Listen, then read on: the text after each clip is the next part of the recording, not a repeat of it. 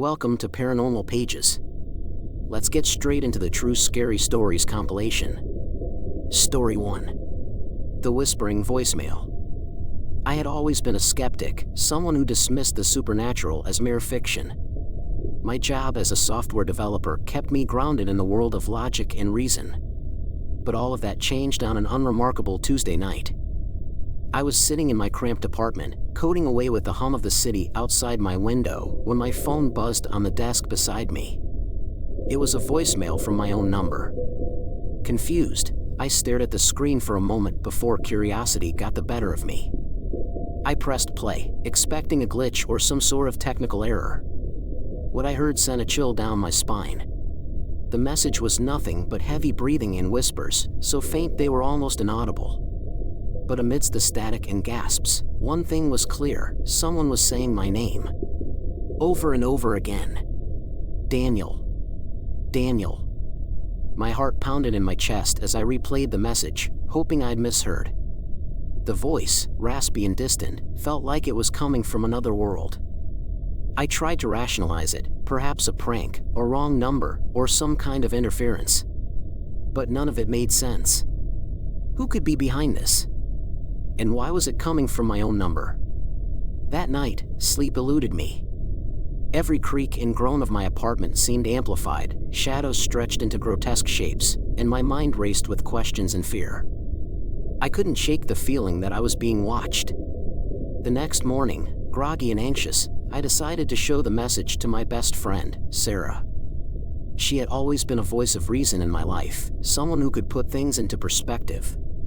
We met at our usual coffee shop, the smell of roasted beans offering a small comfort against the growing unease in my mind. "Hey, Sarah, you need to hear this," I said, sliding my phone across the table. She raised an eyebrow but obliged, listening intently to the voicemail. Her face paled as the whispers filled the air between us. "Daniel, this is seriously creepy. Have you called your phone company?" "No, not yet. I thought I'd talk to you first," I admitted. "I can't explain this." We spent the next hour discussing possible explanations, but nothing seemed to fit. Sarah suggested I contact my service provider, and though it felt like a futile gesture, I agreed. Later that day, I called customer support and was transferred through a series of unhelpful representatives. Finally, I reached a technician who promised to look into the issue. Days passed without any new messages, and I began to think it might have been a one-time glitch. But the sense of dread lingered, like a dark cloud hovering just out of sight. I threw myself into work, trying to distract myself, but my mind kept drifting back to that eerie voice. Then, one night, the phone buzzed again. Another voicemail from my own number. With trembling hands, I pressed play. The same heavy breathing, the same sinister whispers, but this time, there was something else, a sound in the background, almost like crying. And then, clearer than ever, my name, spoken with a chilling familiarity. "Daniel, we need you." A cold sweat broke out across my forehead. I knew then that this was no ordinary prank. Something was reaching out to me, something beyond my understanding. And it wasn't going to stop. "Hey, subscribe for more scary stories." The second message left me shaken to my core. I couldn't deny it any longer, something unearthly was trying to contact me. I needed answers, and I needed them fast. My rational mind was at war with the creeping dread that had taken root in my heart. I decided to seek out a professional, someone who dealt with the paranormal. After some research, I found Dr. Evelyn Marsh, a renowned parapsychologist known for her work on hauntings and spiritual disturbances. Evelyn's office was in an old Victorian house on the outskirts of the city, a fitting location for someone in her line of work. I arrived on a rainy afternoon, the sky overcast and brooding. The house itself seemed to exude an aura of mystery, with its creaking floors and dimly lit hallways. "Thank you for seeing me on such short notice," I said as I took a seat in her cluttered office. Shelves lined with ancient books and artifacts surrounded us, adding to the eerie ambience. "It's no problem, Daniel. I've encountered many unusual cases, but yours intrigued me. Please, tell me everything," she urged, her eyes sharp and attentive. I recounted the events, the voicemails, the whispers, the growing sense of being watched. Evelyn listened intently, nodding occasionally. When I finished, she leaned back in her chair, her fingers steepled. This is indeed troubling. The fact that the calls are coming from your own number suggests a strong personal connection. Have you experienced any other unusual phenomena? I hesitated, then nodded. I've been having strange dreams, too. They're always the same. I'm walking through a dark forest, and there's someone or something just out of sight, whispering my name.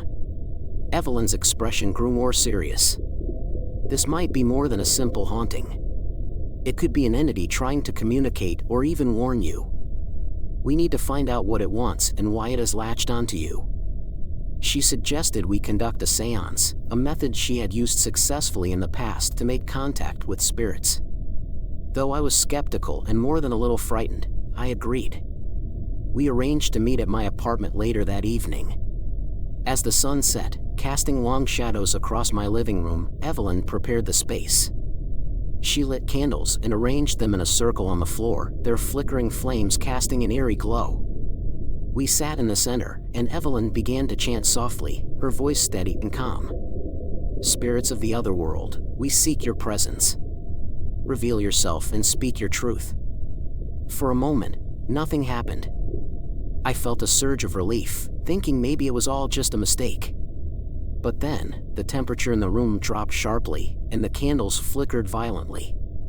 I could hear it again, the heavy breathing, the whispers, growing louder and more insistent.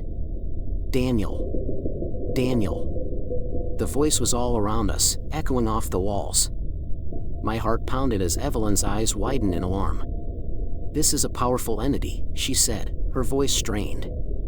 We need to be careful. Suddenly, the whispers ceased, replaced by a low, mournful wail that seemed to come from the very depths of despair.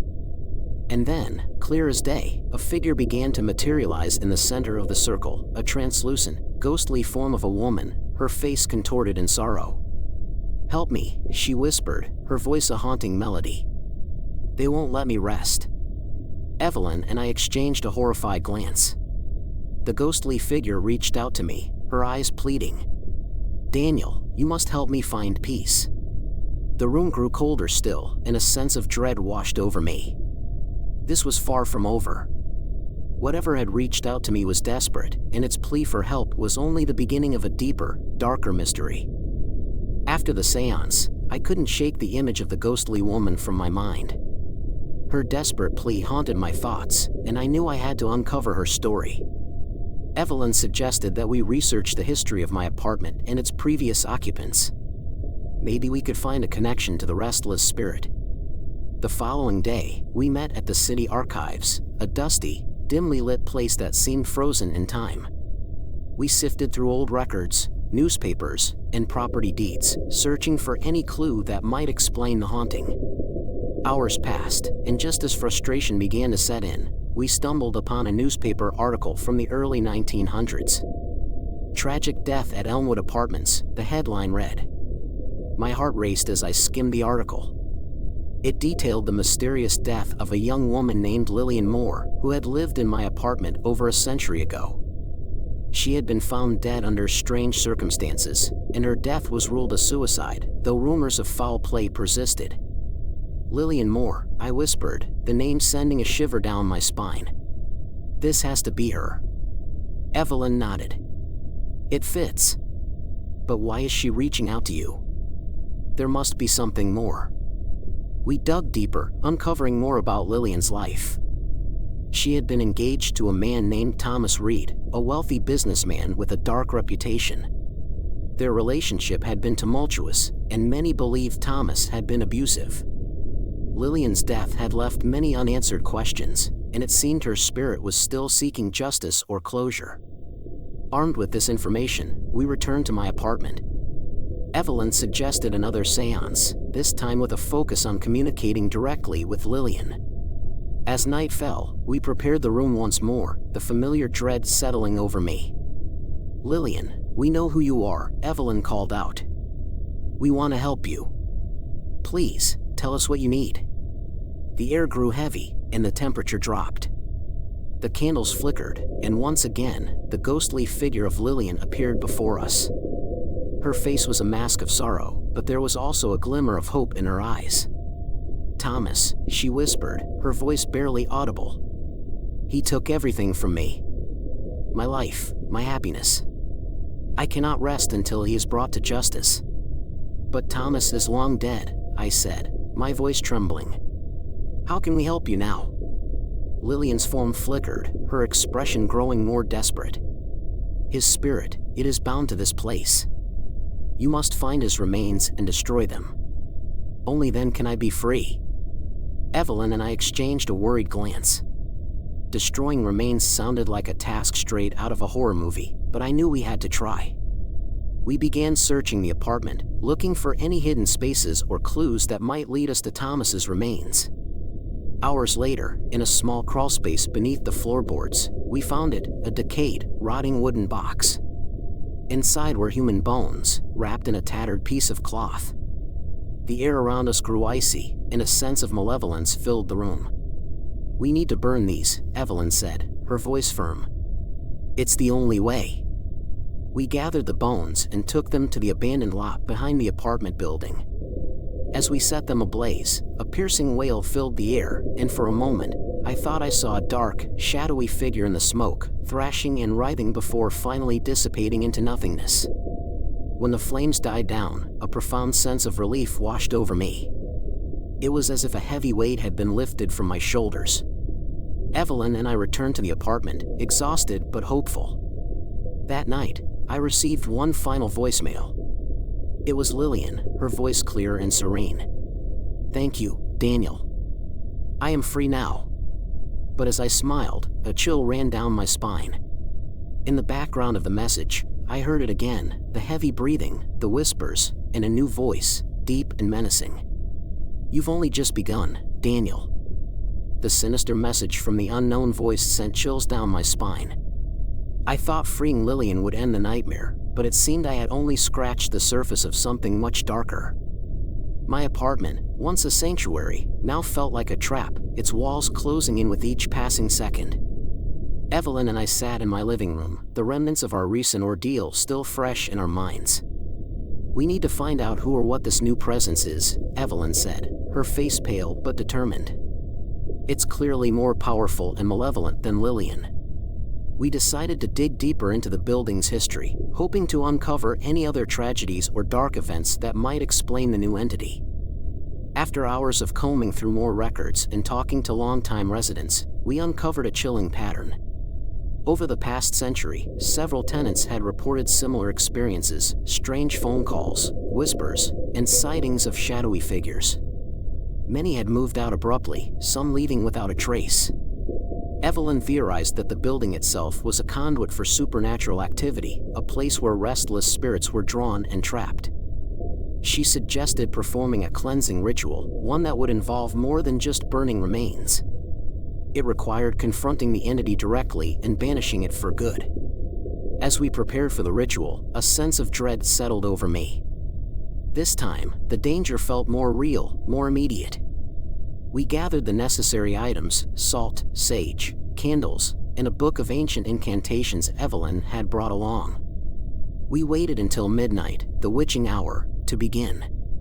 The ritual started with Evelyn drawing a protective circle on the floor, sprinkling salt around its edges. We sat inside, candles lit, and she began to chant, her voice strong and clear. The air grew thick, and the temperature plummeted. Shadows danced on the walls, and a low, guttural growl echoed through the room. "Show yourself," Evelyn commanded, her voice unwavering. For a moment, nothing happened. Then, the shadows coalesced into a dark figure, its form shifting and writhing. Red eyes glowed from the darkness, filled with malice and hatred. The entity radiated an aura of pure evil, and I felt a primal fear grip my heart. "Who are you?"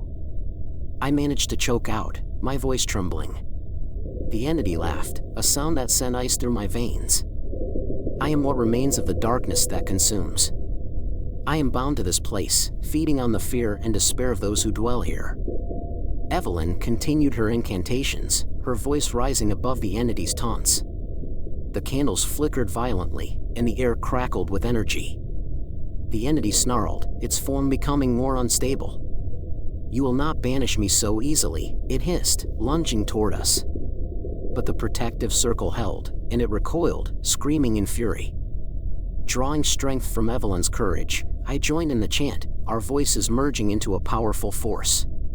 The entity writhed, its shape distorting, and a deafening roar filled the room. The air shimmered, and for a brief moment, I saw glimpses of the past, faces twisted in fear, moments of violence and sorrow that had fed the entity's power. With one final, desperate cry, the entity exploded into a burst of dark energy, dissipating into nothingness. The room fell silent, the oppressive weight lifting. We had done it. The building felt different, lighter, as if a curse had been lifted.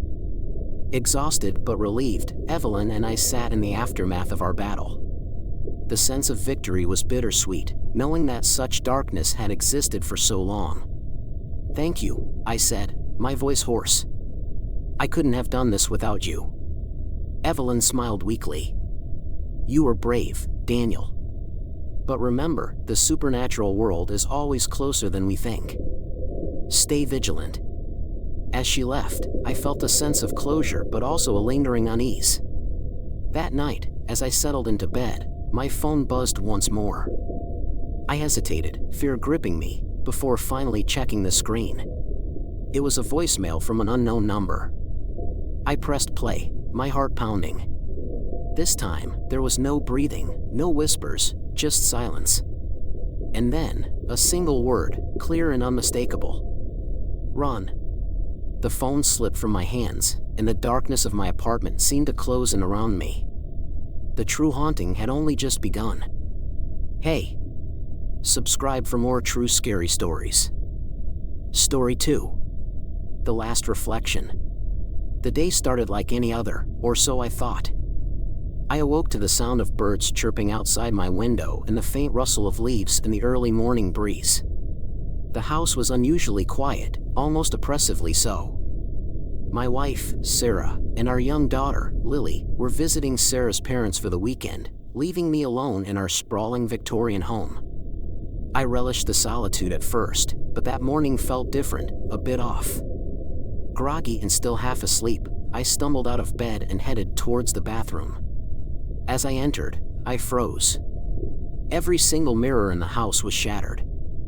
Fragments of glass littered the floor, reflecting the dim morning light in chaotic patterns. My heart pounded in my chest as I tried to make sense of the scene before me. How could this have happened? I hadn't heard a thing during the night. I navigated carefully through the shards, making my way to the kitchen. My phone was there, and I needed to call Sarah to tell her what had happened. As I reached for the phone, I noticed something strange. One mirror remained intact. It was an old, ornate mirror that hung in the hallway just outside the kitchen. Its frame was gilded and intricately carved, a family heirloom passed down through generations. It had always been a bit out of place among our more modern decor, but now it seemed to radiate an ominous presence. I approached the mirror cautiously, a chill running down my spine. As I got closer, I saw it, my reflection, standing behind me, grinning wickedly. I spun around, heart racing, but there was no one there. The reflection was gone. Trembling, I turned back to the mirror. My own reflection stared back at me, innocent and normal, as if nothing had happened. I reached out, my fingers brushing against the cool glass, and for a moment, everything felt surreal, like a waking nightmare. "Is anyone there?" I called out, my voice echoing through the empty house. Silence answered me. I felt a creeping dread, an inexplicable sense that something was terribly wrong. I backed away from the mirror, unable to tear my eyes away from its surface. It seemed to pulse with a life of its own, drawing me in with its malevolent energy. My thoughts were interrupted by a sudden, loud thud from upstairs. I jumped, my heart nearly leaping out of my chest. I hesitated for a moment, fear rooting me in place. But curiosity and a sense of duty to protect my home pushed me forward. I grabbed a flashlight from a kitchen drawer and slowly made my way up the creaking stairs. The house seemed to close in around me, each step echoing like a death knell in the oppressive silence. As I reached the top of the stairs, I saw that the door to the attic was ajar. I hadn't been up there in months, not since we moved in and stored away some old furniture in boxes. The thud had come from up there, I was sure of it. I took a deep breath and pushed the door open wider, the hinges creaking in protest. The beam of my flashlight cut through the darkness, illuminating the dusty, cluttered space. Something moved in the corner of the attic, a shadow shifting among the boxes. I froze, my breath catching in my throat. The shadow grew larger, taking on a vaguely human shape. My hand tightened around the flashlight, its weight suddenly comforting. The shadow stepped forward, and my blood ran cold. The shadow advanced slowly, each step measured and deliberate. I swallowed hard, forcing myself to stand my ground. The flashlight's beam flickered, casting eerie, dancing shadows around the attic. As the figure came into view, I realized it was an old mannequin draped in a moth-eaten sheet. Relief washed over me, but it was fleeting. Something was still very wrong. I stepped closer, lifting the sheet to inspect the mannequin. It was a relic from the previous owners, a detail we had dismissed as an oddity. But now, it felt like a harbinger of something sinister. The mannequin's face was blank, yet I felt an inexplicable unease as if it were watching me. I shivered, dropping the sheet back in place. Turning to leave, I heard a faint whisper. It was almost imperceptible, like the rustling of leaves in a gentle breeze, but distinctly human. I strained to listen, my heart pounding in my ears. The whisper grew louder, forming words that sent chills down my spine. "Help me." I spun around, shining the flashlight in all directions. The attic was empty, save for the forgotten furniture and boxes. Panic began to set in. I fumbled for my phone, desperate to call Sarah. My hands trembled as I dialed her number. The call went straight to voicemail. Frustrated, I left a hurried message explaining what had happened and urging her to call me back immediately. As I ended the call, the whispering resumed, this time coming from the old mirror I had brought up to the attic months ago. Its surface was clouded with dust, but I could see my reflection faintly.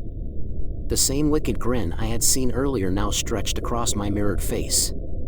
I stumbled backward, nearly dropping the flashlight. Desperation took hold.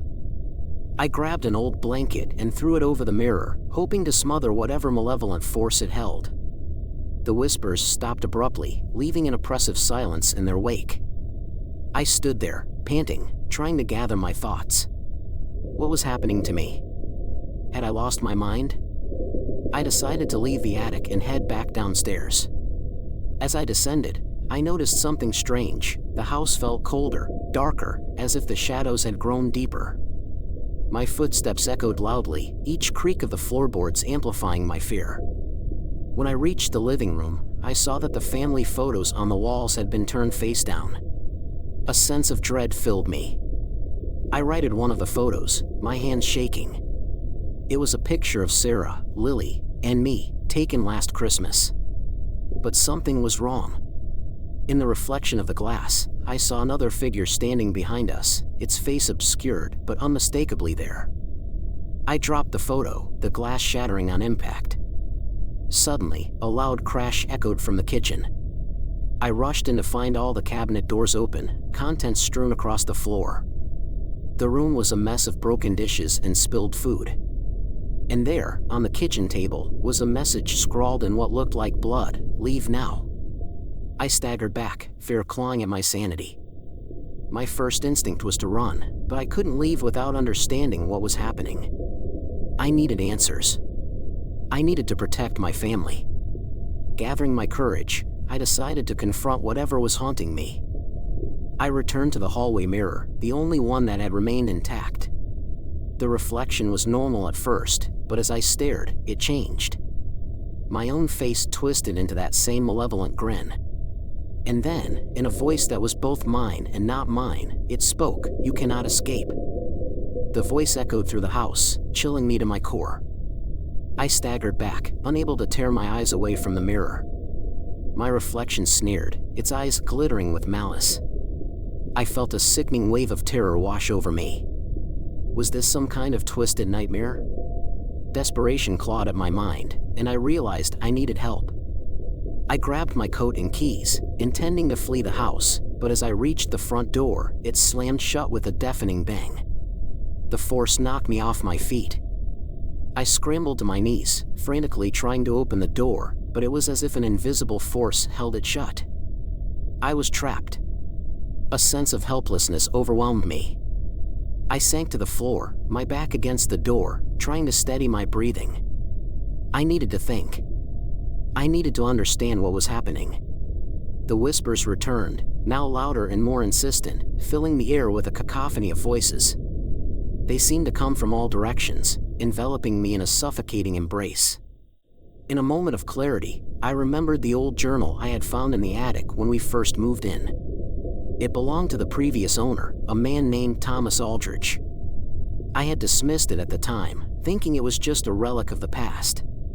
But now, it seemed like my only hope. I hurried back up to the attic, praying it held some answers. The journal was buried beneath a pile of dusty books. I flipped through its pages, my hands shaking. Thomas Aldrich had written extensively about the house and his experiences. His words painted a picture of a man driven to the brink of madness by the same entity that now tormented me.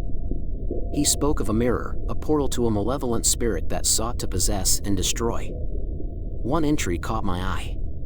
Thomas had discovered a ritual to banish the spirit, but he had been too late to complete it.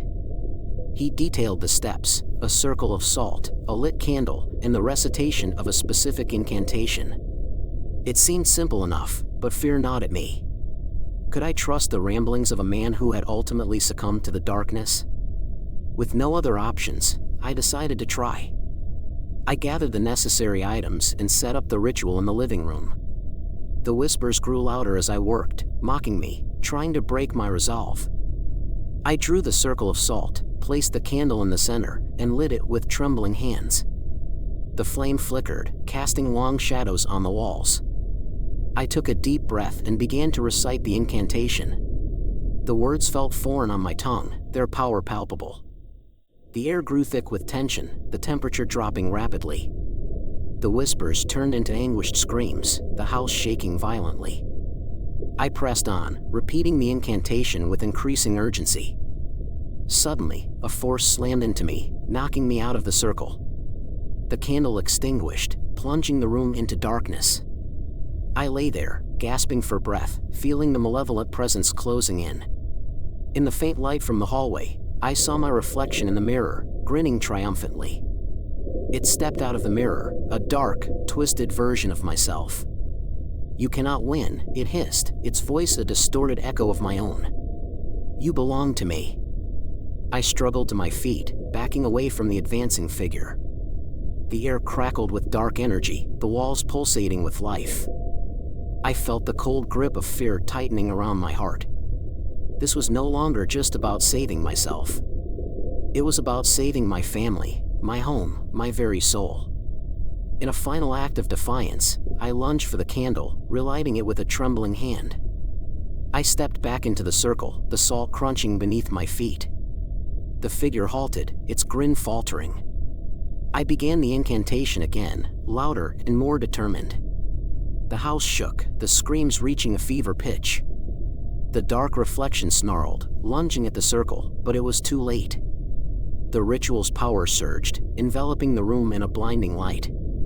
The figure screamed, its form disintegrating into shadows. I felt a surge of relief as the light intensified, consuming everything in its path. And then, silence. The silence was deafening, a stark contrast to the chaos that had consumed the house moments before. I stood in the center of the salt circle, the candle's flame flickering gently. My heart pounded in my chest, and I dared not move, fearing that any disturbance might break the fragile peace. The air felt lighter, the oppressive weight lifted, but a lingering unease kept me on edge. Was it really over? I stepped cautiously out of the circle, scanning the room. The mirror stood untouched, its surface reflecting the flickering candlelight.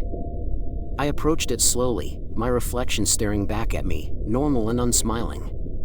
I felt a tentative sense of victory, but it was tempered by the knowledge that these things rarely ended so cleanly. There had to be more. My phone buzzed, breaking the silence. It was a message from Sarah, on our way back home. "Miss you." Relief and dread washed over me simultaneously. I needed to ensure the house was safe before they returned. I decided to inspect the rest of the house, starting with the basement, a place we seldom visited. The basement door creaked open, revealing a steep set of stairs descending into darkness. I grabbed a flashlight, the beam slicing through the gloom. The basement smelled musty, the air thick with neglect. Cobwebs clung to the ceiling, and the floor was covered in a thin layer of dust. As I reached the bottom, I noticed something strange, a faint, pulsating light emanating from the far corner. I approached the light cautiously, my flashlight revealing an old, dusty chest. The light seeped from the cracks around its lid, casting eerie shadows on the walls. My pulse quickened. I had never seen this chest before. With a deep breath, I lifted the lid. Inside, wrapped in tattered cloth, was a smaller, intricately carved mirror. Its surface shimmered with an unnatural glow. As I gazed into the mirror, my reflection began to warp and twist. The wicked grin returned, more sinister than ever. My reflection's eyes glowed with malevolence, and I felt a cold, dark presence seeping into the room. The mirror was the source of the evil, a portal to the malevolent entity that had plagued me. I knew what I had to do. I grabbed the mirror, the cold surface sending a shock through my system. I carried it upstairs, back to the salt circle. The whispers returned, louder and more insistent, the house shaking with their fury. I placed the mirror in the center of the circle, relighting the candle. The air grew thick with tension, the temperature plummeting. I began the incantation once more, my voice trembling but resolute. The whispers turned to screams, the house shaking violently. The mirror's surface rippled, the dark reflection thrashing against the confines of the glass. I pressed on, the words flowing with a newfound strength. Suddenly, the mirror shattered, the pieces flying outward in a blinding explosion of light. The force knocked me backward, and I hit the ground hard, the air driven from my lungs. The light consumed the room, burning away the darkness. I lay there, gasping, as the house slowly settled into silence. When I finally opened my eyes, the room was calm. The candle had burned down to a stub, and the salt circle was undisturbed. The mirror was gone, its pieces reduced to dust. I stood up shakily, the weight of the ordeal lifting. It was over. I had won. As I stood there, catching my breath, I heard the front door open. Sarah and Lily's voices filled the house, their laughter a sweet relief. I rushed to greet them, pulling them into a tight embrace. They sensed something had happened, but I reassured them with a weary smile. The house was safe. We were safe. That night, as we settled in for bed, I felt a lingering unease. I couldn't shake the feeling that something was still watching, waiting. As I drifted off to sleep, my thoughts returned to the attic, to the chest where I had found the mirror. Had I truly destroyed it? Or had I merely delayed the inevitable? In the darkness of the night, I dreamed of mirrors and shadows, of whispers and screams. And when I woke, the house was silent, the morning light filtering through the windows. I rose and went to the bathroom, my reflection greeting me as it always had. But as I turned away, I caught a glimpse of something in the corner of the mirror, a shadow, a smile. The end was not a promise of peace, but a warning. For in the corners of our minds, in the depths of our homes, darkness always lingers, waiting for the light to falter. Hey! Subscribe for more true scary stories. Story 3. Echoes in the Night. The first time I heard the footsteps, I thought it was a dream. It had been 5 years since Emily passed, and the weight of her absence still pressed on my chest every night. But that night, as I lay in bed, the familiar sound of her tiny feet padding down the hallway jolted me awake. My heart pounded as I stared at the ceiling, refusing to believe what I knew was impossible. She was gone. Emily was gone. And yet, the sound persisted, soft and rhythmic, like a heartbeat. I sat up slowly, straining to hear over the deafening silence that had settled in our home since the accident. The hallway light flickered, casting long shadows on the walls. My breath hitched as I saw a small silhouette move past the doorway, just out of sight. "Emily?" I whispered, my voice barely audible.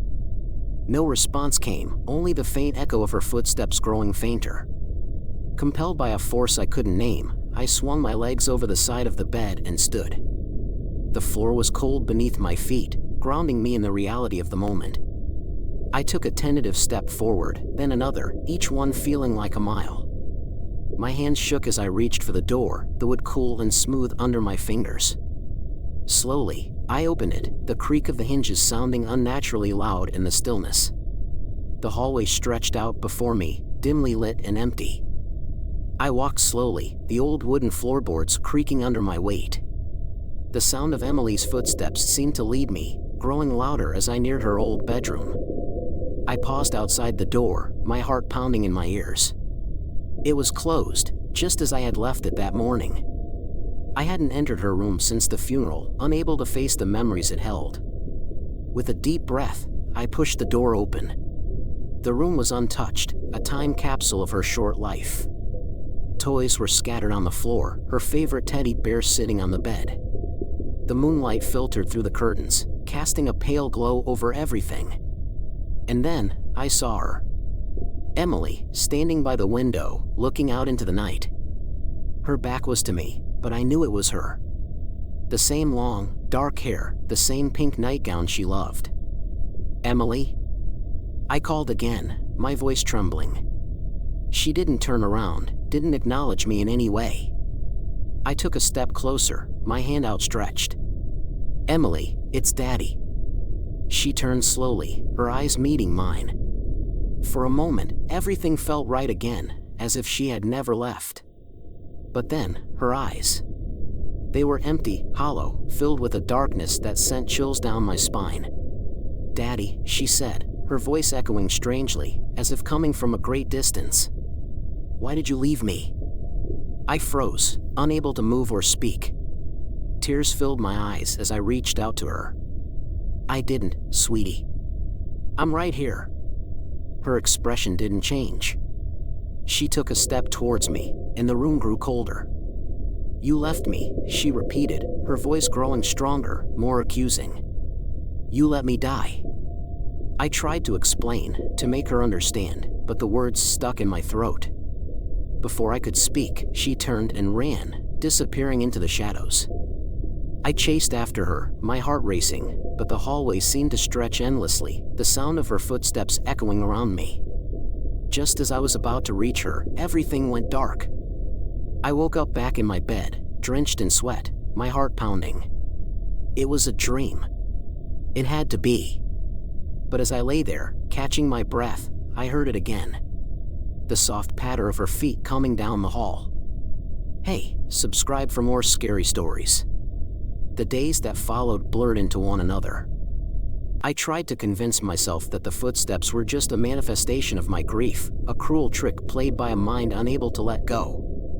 Yet, each night, the pattern repeated.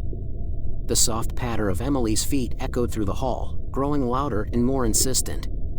Sleep became an elusive companion, replaced by a constant, gnawing dread. During the day, I buried myself in work, trying to outrun the shadows that haunted me. But no matter how busy I kept myself, the moment night fell, the fear crept back in. I began avoiding her room entirely, the door remaining closed as a silent reminder of the loss. Yet, the footsteps always seemed to lead me back there, to the heart of my sorrow. One evening, after another sleepless night, I decided to confide in my best friend, Mark. We met at a small, dimly lit bar on the outskirts of town, a place we used to frequent before life became so unbearably complicated. As we sat in a corner booth, nursing our drinks, I told him everything. The footsteps, the dream, the cold presence in the house. Mark listened intently, his expression a mix of concern and skepticism. "It sounds like you're under a lot of stress, John," he said, his voice gentle but firm. "Grief can play strange tricks on our minds. Maybe you should see someone, a therapist, to help you through this." I nodded, knowing he was right, but the fear in my chest was too real to dismiss. "It feels so real, Mark. Every night, it feels like she's there. Like she's trying to tell me something." Mark leaned back, his eyes thoughtful. "Have you considered that maybe she is? Maybe there's something unresolved, something she needs you to understand." The thought lingered in my mind long after we parted ways. What if Mark was right? What if Emily was trying to reach out to me from beyond, seeking closure for something I had overlooked? The idea both terrified and intrigued me. That night, instead of avoiding her room, I sat outside the door, waiting. As the clock struck midnight, the footsteps began again. I held my breath, my heart pounding in my chest. This time, instead of running away, I opened the door and stepped inside. The room was colder than before, the air thick with an unspoken tension. I stood there, waiting, as the footsteps grew louder, closer. Then, she appeared. Emily stood in the middle of the room, her eyes fixed on me. "Daddy," she whispered, her voice tinged with sadness. "Why did you let me die?" The guilt and pain I had buried deep within me surged to the surface. "I didn't want to, Emily. It was an accident. I tried to save you, I really did." She shook her head slowly, her eyes filled with an unfathomable sorrow. "You weren't there when I needed you." The memory of that fateful day crashed over me like a wave. The car accident, the sound of metal crunching, the helplessness as I watched my daughter slip away. Tears streamed down my face as I fell to my knees. "I'm so sorry, Emily. I'm so sorry." Emily's form flickered, her expression softening for a brief moment. "Help me, Daddy. Find me." Before I could respond, she vanished, leaving me alone in the cold, empty room. The weight of her words hung heavily in the air. Find her? What did she mean? I knew I couldn't face this alone. I needed help to understand what was happening, to uncover the truth behind Emily's restless spirit. As I rose to leave the room, I glanced back at her teddy bear on the bed, its button eyes glinting in the moonlight. Determination replaced the fear in my heart. I would find out what Emily needed. I would bring her peace, no matter the cost. The following day, I contacted Dr. Evelyn Shaw, a renowned parapsychologist with a reputation for investigating supernatural phenomena. Her credentials and calm demeanor reassured me, and I hoped she could provide the answers I desperately needed. I invited her to the house, explaining the situation as best as I could without sounding completely deranged. Dr. Shaw arrived in the late afternoon, her presence exuding a quiet confidence. She was a tall, slender woman with sharp features and piercing blue eyes that seemed to look right through me. As she stepped into the house, she paused, closing her eyes as if sensing something in the air. "There is definitely a presence here," she said softly. "Let's find out what it wants." We began our investigation in Emily's room. Dr. Shaw moved methodically, her equipment humming and beeping as she took readings. I stood by, my anxiety mounting with each passing second. "Do you believe in ghosts?" I asked, needing to hear her say it. She looked up from her instruments, her expression serious. "I believe in unresolved energies. Sometimes, those energies manifest as what we perceive as ghosts. Your daughter might be one of them."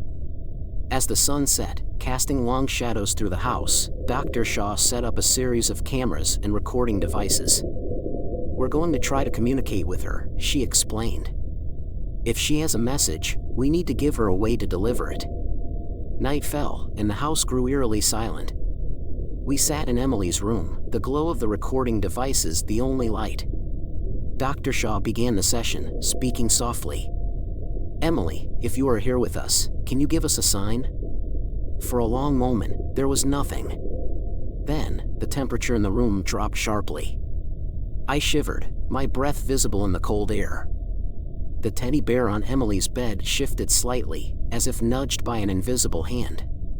Dr. Shaw's eyes widened, but she remained composed. "Emily, we are here to help. What do you need us to do?" A faint whisper filled the room, almost too soft to hear.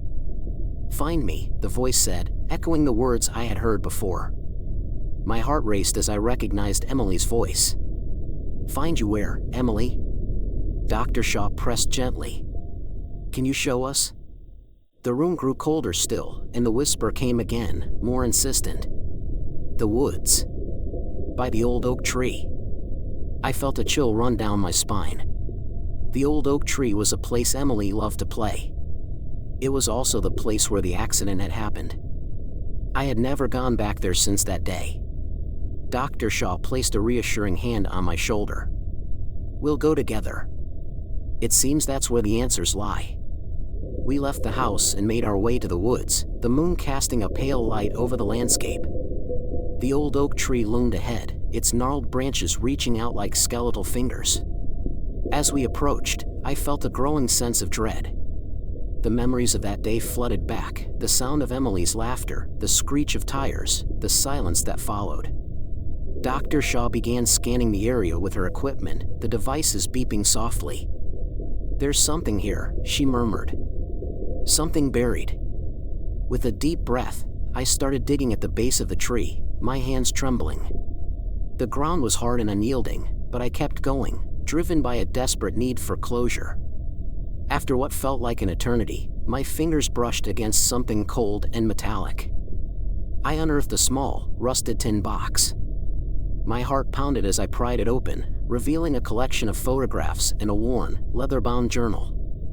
The photographs were of Emily, smiling and happy, but it was the journal that caught my attention. I opened it, scanning the pages filled with my late wife's handwriting. One entry stood out, dated just days before the accident. "I fear for Emily's safety. There is something in these woods, something dark and dangerous. I must protect her at all costs." A sense of dread settled over me. What had my wife known? What had she been trying to protect Emily from? I looked at Dr. Shaw, who was reading over my shoulder. Her expression was grave. "It seems there's more to this than just a tragic accident. We need to uncover the truth." As we stood there, the air grew colder, and a whisper echoed through the trees. "Find me," it said, filled with a sorrowful urgency. Emily's spirit was not at rest. We needed to go deeper, to face the darkness that had taken her from me. The discovery of my late wife's journal weighed heavily on my mind. There was something sinister lurking in these woods, something that had eluded me all these years. Determined to uncover the truth, Dr. Shaw and I spent the next few days poring over the journal, trying to piece together the puzzle. My wife had written about strange occurrences, shadowy figures, and an overwhelming sense of being watched. The entries became more frantic, more desperate, as she sought to protect Emily from an unseen threat. One night, as I sat in Emily's room, her voice came to me again. "Daddy, please find me." The sadness and fear in her words were unmistakable. I knew then that the time for answers was running out. Whatever darkness resided in the woods, it had taken Emily from me, and it was time to face it. Dr. Shaw and I returned to the old oak tree, armed with the journal and a renewed sense of purpose. As we approached, the air grew heavy with tension, the shadows deeper and more menacing. We stood at the base of the tree, the journal clutched tightly in my hand. "Emily," I called out, my voice steady despite the fear gnawing at my insides. "We're here. Show us what we need to do." The ground beneath us began to tremble, and a cold wind swept through the trees, carrying with it the faint sound of Emily's laughter. Dr. Shaw's equipment buzzed and beeped frantically, detecting a surge of supernatural energy. "John, something's happening," she said, her voice taut with anticipation. A soft glow emanated from the base of the tree, illuminating a hidden path that seemed to lead deeper into the woods. "Follow the light," Dr. Shaw instructed, her eyes wide with wonder. We moved cautiously, the glow guiding us through the dense underbrush until we reached a small, secluded clearing. In the center of the clearing stood a stone altar, weathered and covered in moss. It radiated an eerie, malevolent energy that sent chills down my spine. "This is it," Dr. Shaw said, her voice barely above a whisper. "This is where it happened." I approached the altar, the weight of the past pressing down on me. the journal had mentioned this place, describing rituals performed to ward off the darkness. My wife had been right to be afraid. "Emily," I whispered, tears streaming down my face. "I'm here. Show me how to save you." A figure materialized before me, translucent and shimmering in the moonlight. It was Emily, but different. Her eyes were filled with a sadness that spoke of years of suffering. "Daddy," she said, her voice echoing through the clearing. "You need to break the curse." Dr. Shaw stepped forward, her expression one of determination. "John, the journal mentioned a ritual. We need to perform it to release Emily's spirit." I nodded, my hands trembling as I flipped through the journal to find the right passage. The instructions were clear but ominous, requiring a sacrifice of something precious. My heart ached as I realized what I had to do. I took off my wedding ring, the last tangible connection to my wife, and placed it on the altar. The ground trembled again, and a dark figure emerged from the shadows, its form shifting and writhing. It was the embodiment of the darkness that had taken Emily, a malevolent force that had haunted our family for years. "You cannot save her," it hissed, its voice a twisted mockery of humanity. Summoning all my courage, I began the ritual, reciting the words from the journal. The figure howled in rage, its form distorting as the power of the ritual took hold. Emily's spirit glowed brighter, her eyes pleading. "Daddy, hurry!" With a final, desperate plea, I completed the ritual. The darkness shrieked and writhed, its form dissolving into the night. Emily's spirit began to fade, a look of peace replacing the sorrow in her eyes. "Thank you, Daddy," she whispered, her voice filled with gratitude. "I can rest now." As her spirit disappeared, the clearing returned to its quiet, serene state. The weight of years of grief and guilt lifted from my shoulders. I turned to Dr. Shaw, who gave me a nod of approval. "You did it, John. You freed her." But as we made our way back to the house, a nagging fear lingered in my mind. Had we truly vanquished the darkness, or was it merely biding its time, waiting to return? The question haunted me, casting a long shadow over my newfound peace. As we approached the house, the sound of Emily's footsteps echoed one last time, a soft patter that faded into the night. I looked up at the moonlit sky, a sense of foreboding settling in. The battle might be over, but the war against the darkness was far from won. Story 4. The handprints on the inside. The storm began the night I moved into the old Victorian house, a relic from a bygone era nestled at the edge of town. The real estate agent had been eager to close the deal, offering a price that seemed too good to be true. I dismissed my initial misgivings as jitters, chalking it up to the excitement of starting fresh after the divorce. The house, with its towering spires and intricate woodwork, seemed to promise a new beginning. Thunder rolled in the distance as I unpacked the last of my boxes in the dimly lit living room. The rain tapped insistently against the windows, each droplet a tiny hammer driving away the silence. I paused for a moment, looking out at the heavy rain cascading down the window panes, creating a foggy veil. It was then that I saw it, the faint outline of a handprint on the inside of the glass. At first, I thought it was my imagination, a trick of the light. I rubbed my eyes and looked again. The handprint was still there, clearer now, with droplets of water tracing the shape of each finger. A chill ran down my spine as I realized the print was too small to be mine, more fitting for a child's hand. "Hello?" I called out, my voice barely rising above a whisper. There was no answer, only the steady drumming of the rain. I took a hesitant step closer, my breath fogging up the glass further. The handprint seemed to grow clearer, almost as if it was reaching out to me.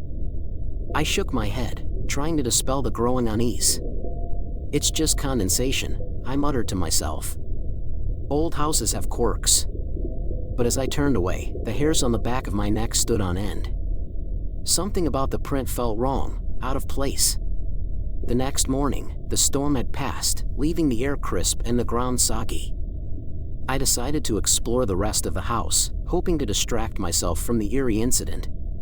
The narrow hallways and creaky floors added to the house's charm, but there was a pervasive sense of melancholy that I couldn't shake.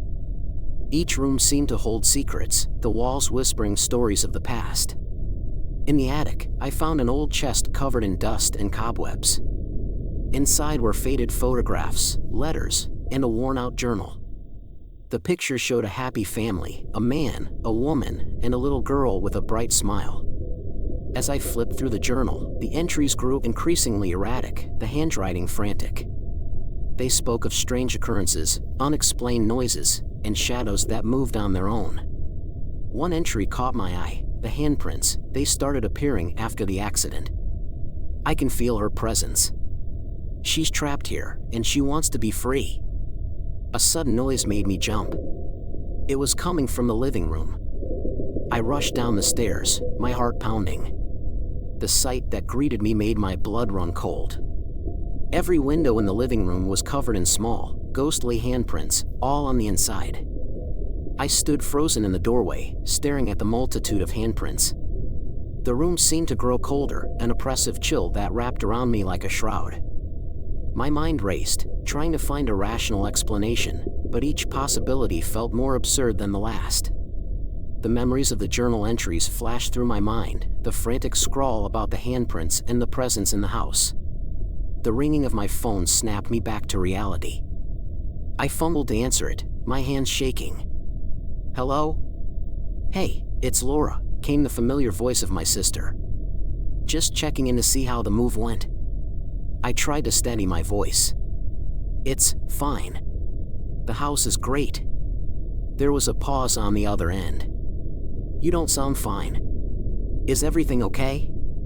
I glanced back at the windows, the handprints glaringly evident. "Yeah, just settling in. It's an old house, you know? Lots of quirks.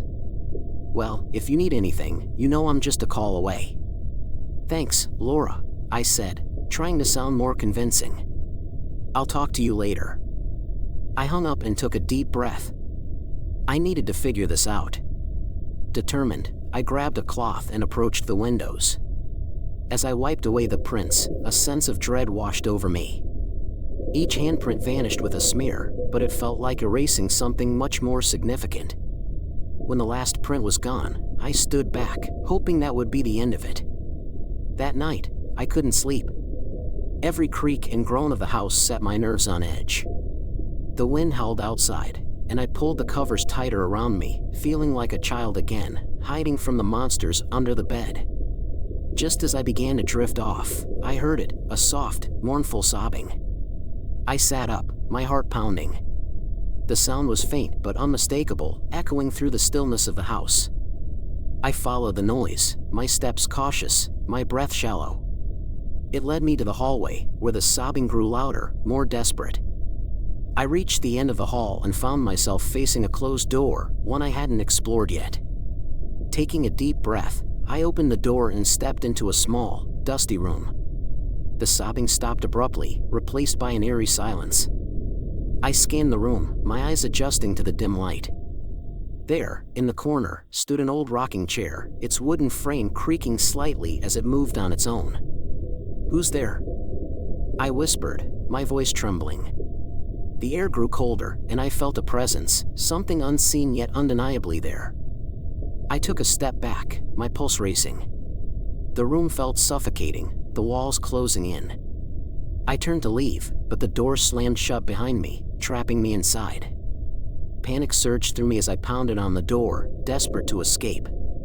Suddenly, the sobbing resumed, louder and more anguished than before. It was coming from behind me. I turned slowly, my eyes wide with fear.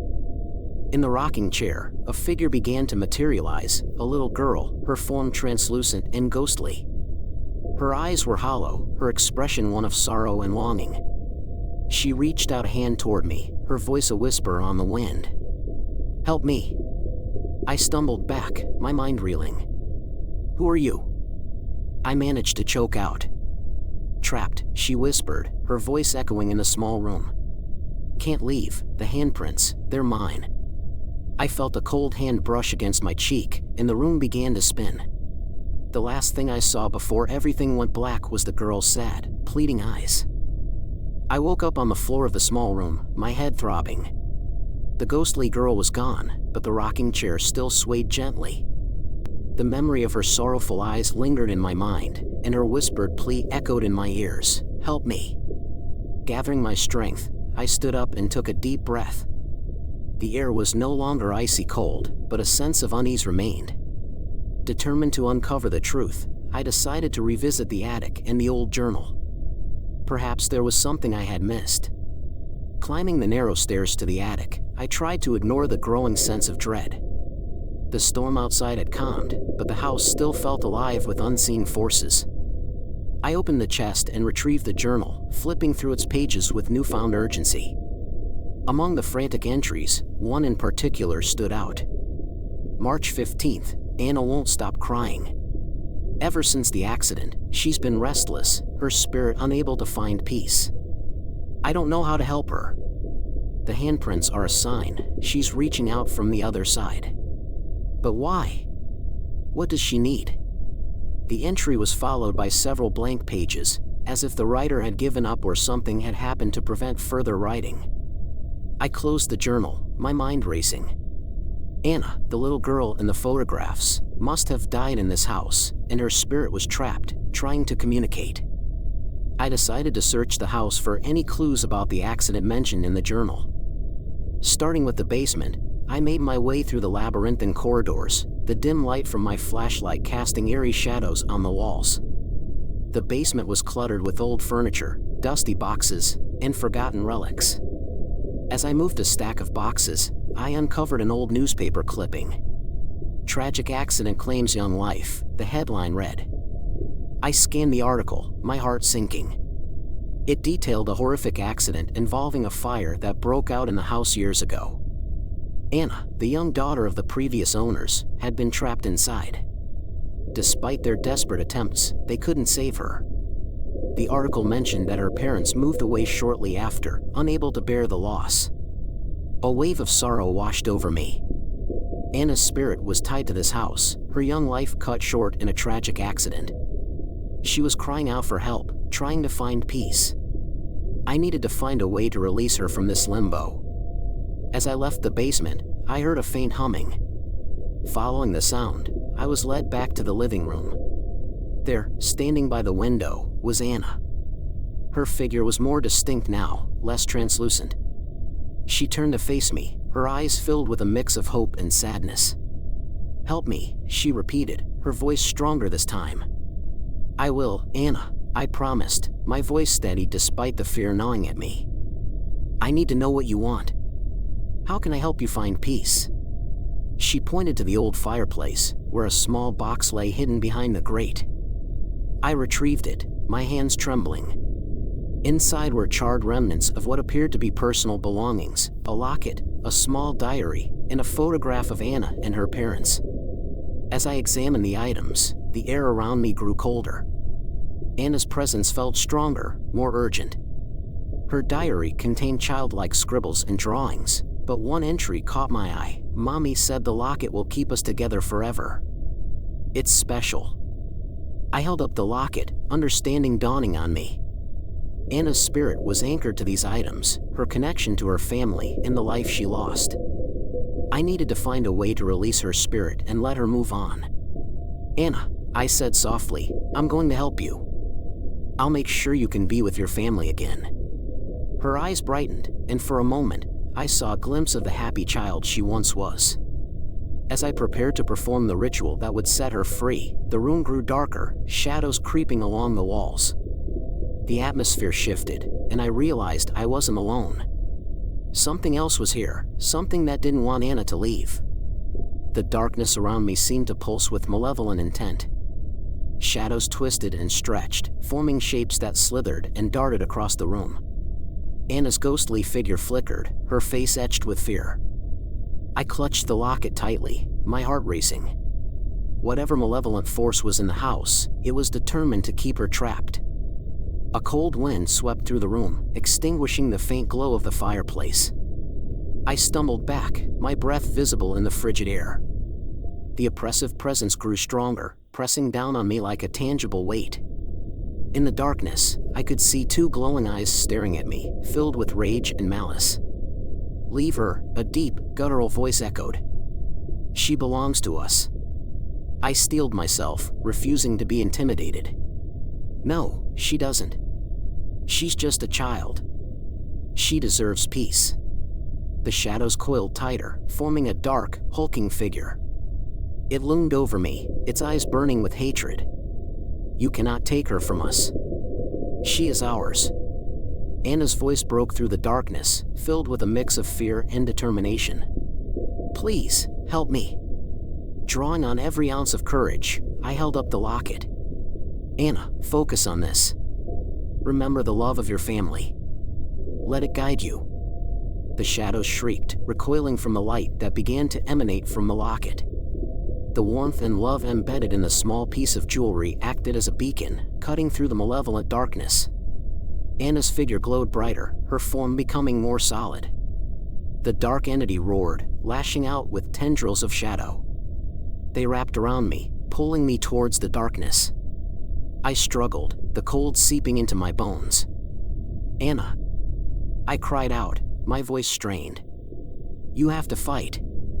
Remember your family." Anna's eyes locked onto mine, and she nodded. She stepped forward, her small hand reaching out to mine. As our hands touched, a surge of warmth flowed through me, driving back the cold. The shadows hissed and writhed, their power waning. With a final burst of strength, I focused on the love and protection symbolized by the locket. "Be free, Anna. Find your peace." The light from the locket intensified, filling the room with a blinding brilliance. The dark entity let out a final, anguished scream before disintegrating into nothingness. The oppressive weight lifted, and the room was filled with a serene silence. Anna's figure shimmered, her face radiant with gratitude. "Thank you," she whispered, her voice echoing softly. Tears welled up in my eyes as I watched her form dissolve into the light, finally at peace. The handprints on the windows faded away, leaving the glass clear and unblemished. The warmth that remained in the room was a comforting reminder that she was free. Exhausted, I collapsed onto the floor, clutching the locket. The sense of relief was overwhelming, but I couldn't shake the feeling that there was still something left to be done. The house, though now devoid of the malevolent presence, still felt heavy with history and loss. As I stood up, I heard a faint rustling sound. Turning, I saw the journal lying open on the floor, its pages fluttering as if caught in a gentle breeze. A final entry appeared, written in a hand that was not my own. "Thank you for setting her free. May you find peace in your own life as well." I smiled, a sense of closure washing over me. Anna was at peace, and the house felt lighter, almost welcoming. I knew I had to leave, but I also knew that I had done something important, something that mattered. As I walked out of the house, the morning sun breaking through the clouds, I felt a renewed sense of hope. The journey had been terrifying, but it had also been transformative. I had faced my fears and helped a lost soul find peace. But as I glanced back at the house one last time, I saw a figure standing in the window. It was Anna, her hand raised in a silent farewell. I waved back, feeling a connection that transcended time and space. And then, just as quickly as she appeared, she was gone. The house stood silent, its secrets now laid to rest. I walked away, the locket still warm in my hand, knowing that sometimes, the past must be confronted to find peace in the present. Story 5. Watchful Eyes. I always thought my cat, Luna, had a staring problem. Her wide, unblinking eyes seemed fixated on my face, following my every move. At first, I found it endearing, a sign of her affection. But over time, it became unsettling. No matter where I was in the house, Luna's eyes were always on me, her pupils dilated and her expression intense. One evening, as I sat on the couch reading, I felt her gaze burn into my skin. "Luna, what is it?" I asked, half expecting her to respond. She simply stared, her eyes reflecting the dim light of the room. A shiver ran down my spine, and I tried to shake off the unease. It was just a cat, after all. Days turned into weeks, and Luna's behavior grew more peculiar. She started avoiding certain parts of the house, particularly the hallway leading to my bedroom. Whenever I tried to carry her through it, she would wriggle free, her fur bristling. The staring continued, more intense and focused than ever. It felt as if she was trying to tell me something I couldn't understand. Late one night, as I lay in bed, I heard a faint whisper. At first, I thought it was the wind, but the sound grew clearer. It was a voice, barely audible, calling my name. "James." It whispered, sending chills down my spine. I sat up, heart pounding, and looked around. Luna was perched on the windowsill, her eyes wide and alert, staring intently at the corner of the room. I followed her gaze, my breath catching in my throat. The shadows seemed darker, more menacing. I could feel a presence, something cold and unseen. "Who's there?" I called out, my voice trembling. There was no response, only the oppressive silence of the night. I turned on the bedside lamp, flooding the room with light. The corner was empty, but the feeling of being watched persisted. The next morning, I decided to investigate. I scoured the house, looking for anything out of the ordinary. In the attic, buried beneath old boxes and forgotten memories, I found a dusty photo album. Flipping through the pages, I discovered pictures of the previous owners, a family of 4. One photo, in particular, caught my eye. It was a picture of a young girl holding a black cat, eerily similar to Luna. Her eyes were wide, almost fearful, as she stared at something just out of frame. I couldn't shake the feeling that there was a connection, something tying Luna to the past. That night, as I sat in my living room, I decided to do some research. Hours passed as I delved into the history of the house. What I found was chilling. The family had disappeared under mysterious circumstances, their bodies never found. Some said the house was haunted, cursed by their restless spirits. Luna's behavior grew more erratic. She hissed at empty spaces, her fur standing on end. I started hearing whispers more frequently, sometimes even feeling a cold breath on my neck.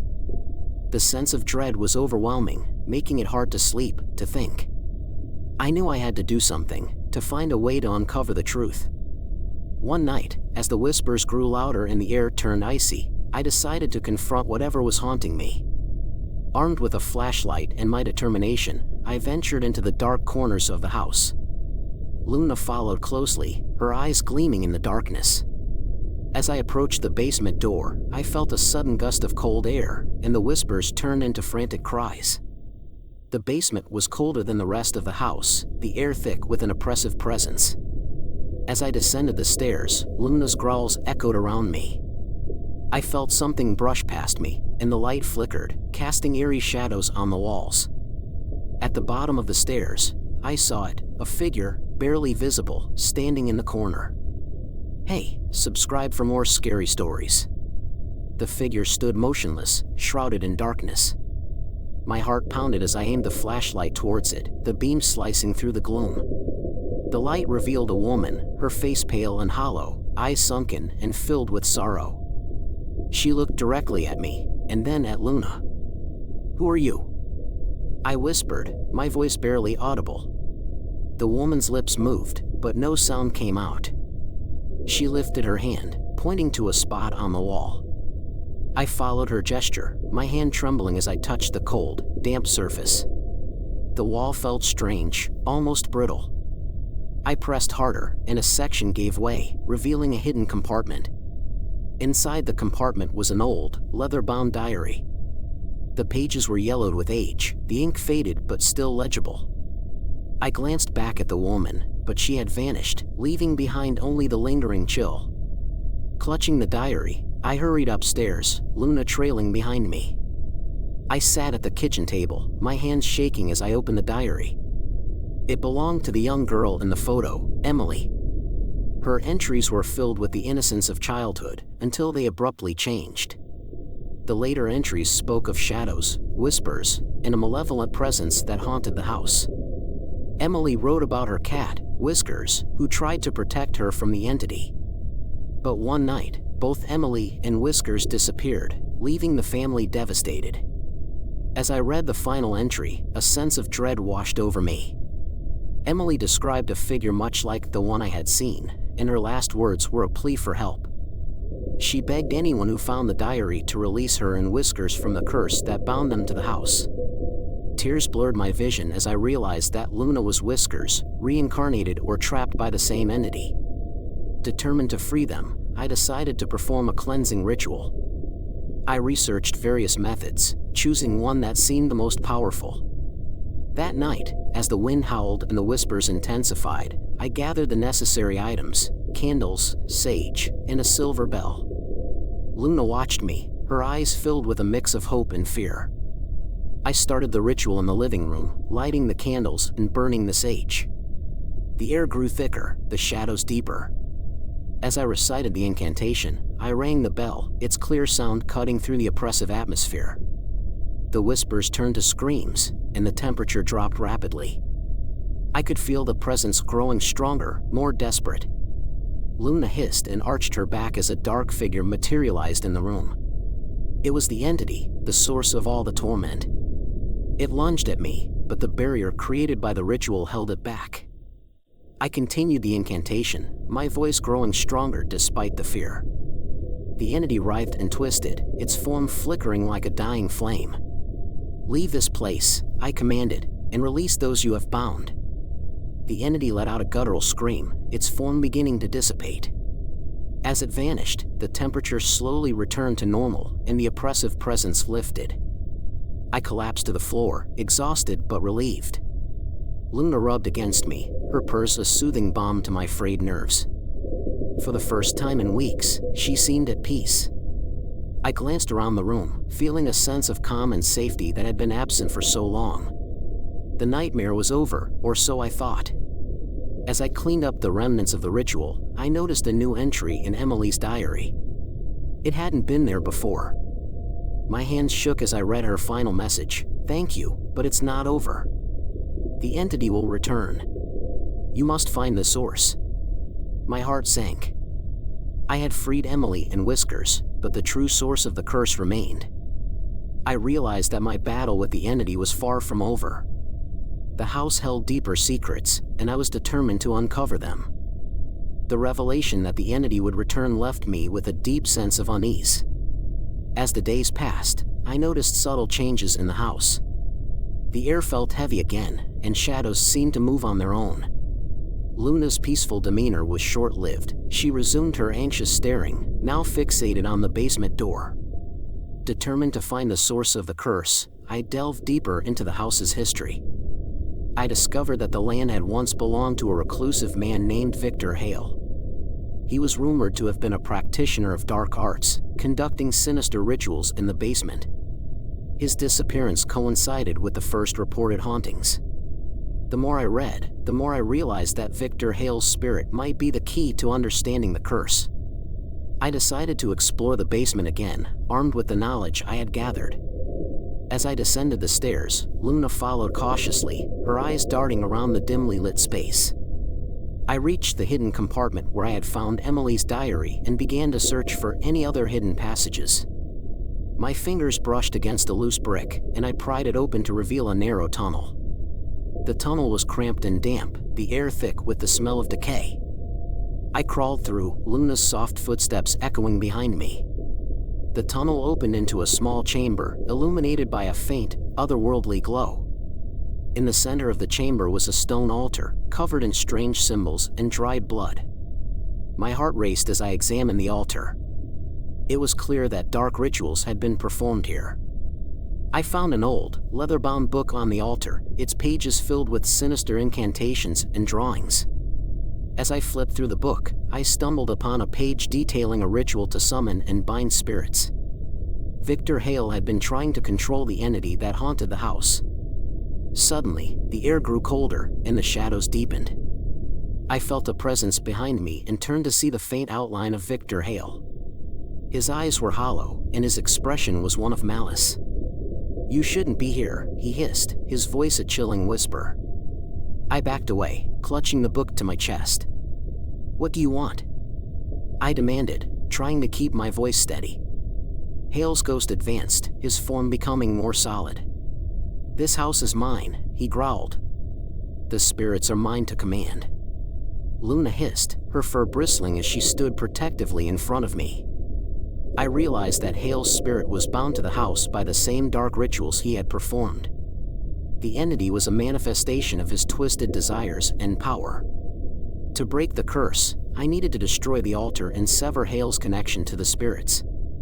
Summoning all my courage, I began reciting the incantations from the book, reversing the rituals that bound the spirits.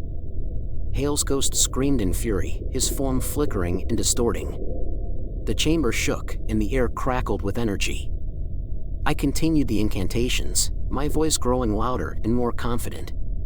With a final, desperate cry, Hale's ghost lunged at me. I smashed the book onto the altar, shattering the stone and breaking the symbols. There was a blinding flash of light, and Hale's ghost disintegrated into a cloud of dark mist. The chamber fell silent, and the oppressive presence lifted. Exhausted, I stumbled back through the tunnel and up the basement stairs, Luna close at my heels. The house felt different, lighter, as if a weight had been lifted. I knew the curse was broken, but the experience had left me shaken. Luna seemed calmer, no longer staring at unseen threats. As I settled into bed that night, I felt a sense of peace for the first time in weeks. Luna curled up beside me, purring softly. But as I drifted off to sleep, I couldn't shake the feeling that something was still watching me. The house held many secrets, and I had only scratched the surface. The nights following Victor Hale's banishment were strangely quiet. Luna seemed more relaxed, and I allowed myself to believe the nightmare was finally over. But the feeling of being watched never completely left me, gnawing at the back of my mind. Luna's occasional, wary glances toward the hallway hinted that something still lingered. One evening, I decided to invite my friend Sarah over. She was a local historian and had always been fascinated by the supernatural. I hoped her expertise might shed some light on any residual mysteries. As we sat in the living room, I recounted the events of the past weeks, from Luna's strange behavior to my encounter with Hale's ghost. "This house has a dark past, James," Sarah said, her brow furrowed. "Victor Hale's influence might be gone, but his rituals could have left lasting scars on the property. We need to make sure there's nothing else binding spirits here." Sarah suggested conducting a thorough investigation of the house, particularly focusing on the basement and any hidden areas. Armed with flashlights and recording equipment, we began our search.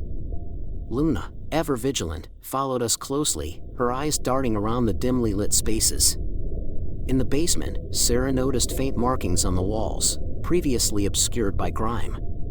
"These symbols," she murmured, tracing them with her fingers, "they're remnants of protective wards, meant to keep something contained." We followed the symbols, which led us to another hidden compartment. Inside, we found an old, iron-bound chest. With some effort, we pried it open, revealing a collection of strange artifacts, bones, dried herbs, and a small, ornate box.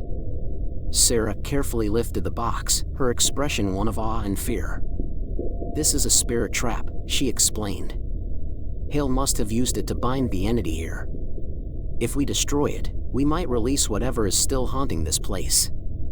My heart pounded as Sarah prepared a cleansing ritual.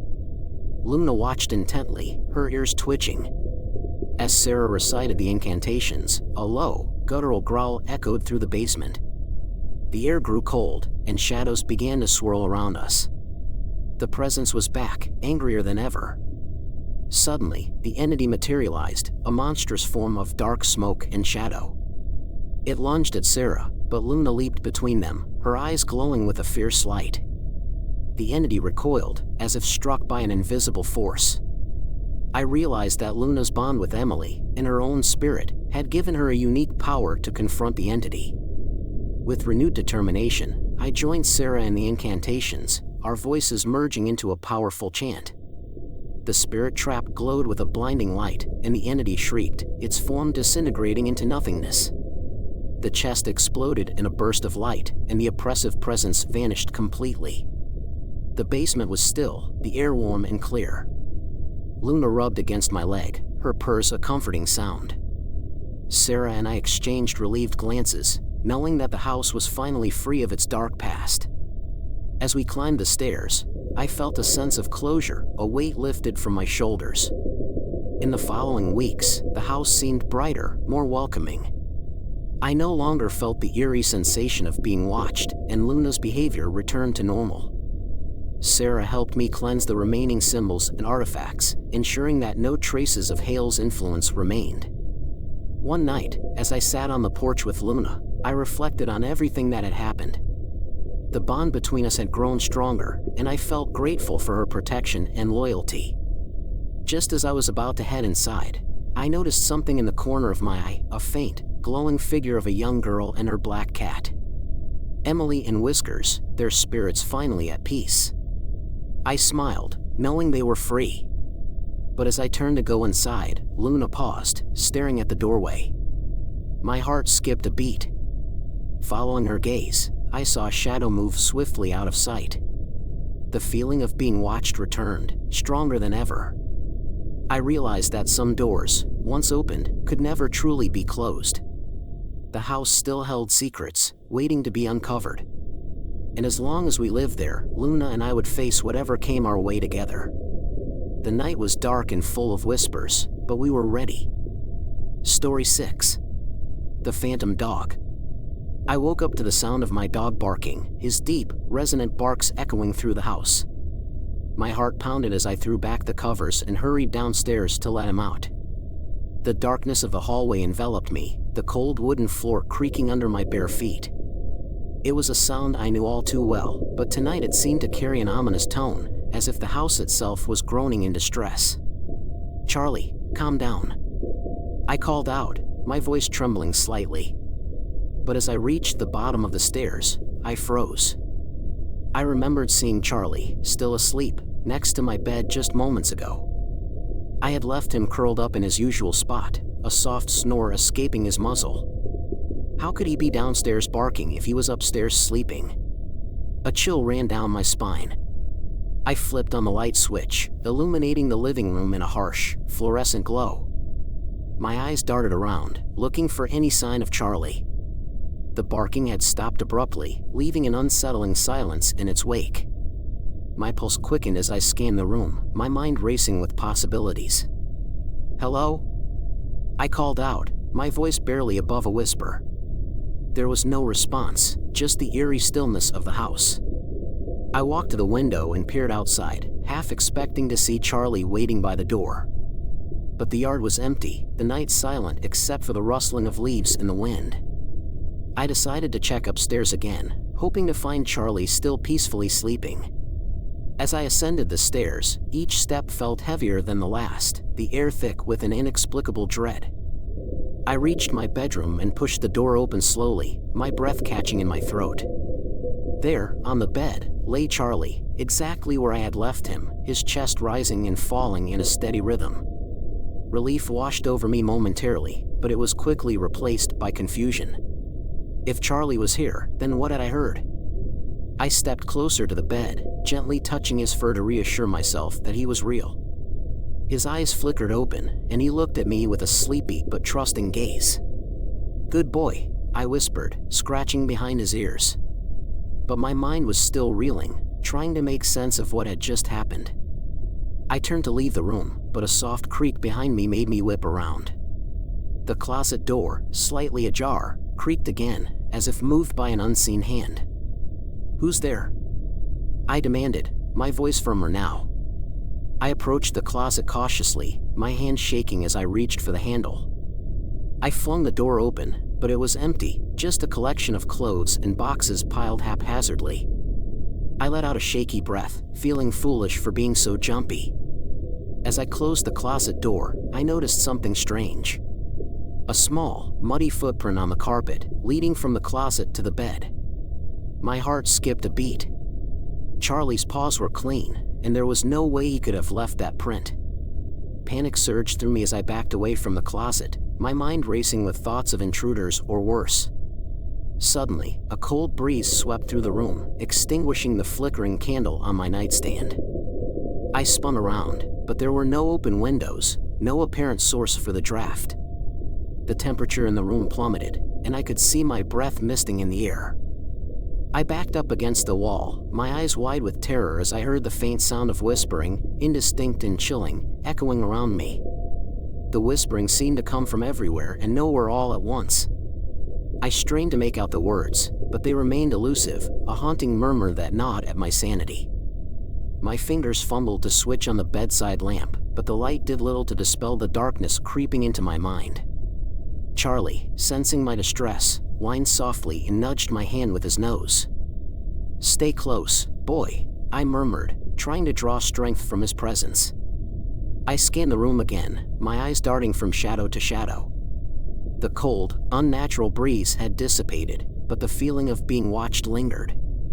I forced myself to move, to check every corner, every crevice. But there was nothing, just the oppressive silence and my racing heart. I decided I needed answers.